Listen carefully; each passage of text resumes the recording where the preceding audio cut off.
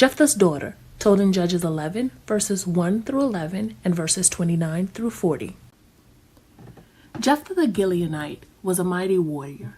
His father was Gilead. His mother was a prostitute. Gilead's wife also bore him sons, and when they were grown up, they drove Jephthah away. "You are not going to get any inheritance in our family," they said, "because you are the son of another woman." So Jephthah fled from his brothers and settled in the land of Tob, where a gang of scoundrels gathered around him and followed him. Sometime later, when the Ammonites were fighting against Israel, the elders of Gilead went to get Jephthah from the land of Tob. "Come," they said, "be our commander, so we can fight the Ammonites." Jephthah said to them, "Didn't you hate me and drive me from my father's house? Why do you come to me now, when you're in trouble?" The elders of Gilead said to him, "Nevertheless, we are turning to you now. Come with us to fight the Ammonites, and you will be head over all of us who live in Gilead." Jephthah answered, "Suppose you take me back to fight the Ammonites, and the Lord gives them to me. Will I really be your head?" The elders of Gilead replied, "The Lord is our witness. We will certainly do as you say." So Jephthah went with the elders of Gilead, and the people made him head and commander over them. And he repeated all his words before the Lord in Mizpah. Jephthah sent messengers to the Ammonite king. The king of the Ammonites answered Jephthah's messengers. Jephthah sent back messengers to the Ammonite king. The king of Ammon, however, paid no attention to the messages Jephthah sent him. Then the Spirit of the Lord came on Jephthah.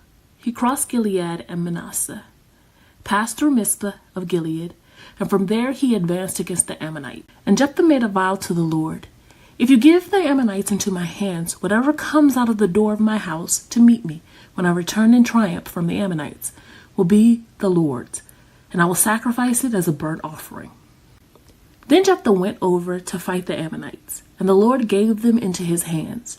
He devastated 20 towns from Aroer to the vicinity of Minnith, as far as Abel-Kerim. Thus Israel subdued Ammon. When Jephthah returned to his home in Mizpah, who should come out to meet him but his daughter, dancing to the sound of the timbrels?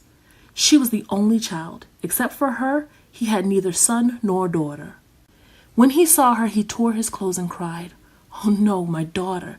You have brought me down, and I am devastated. I have made a vow to the Lord that I cannot break."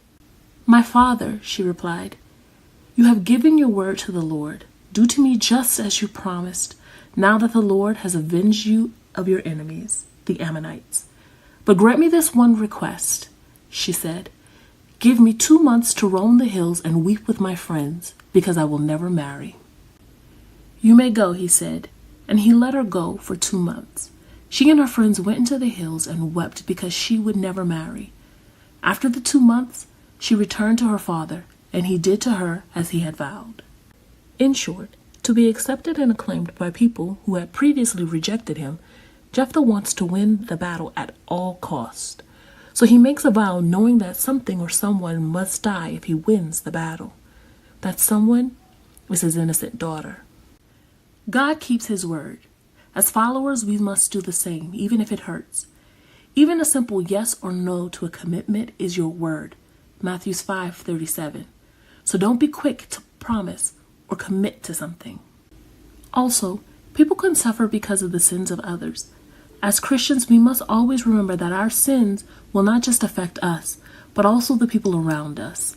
We must realize that sin will lead to our own suffering and the suffering of others.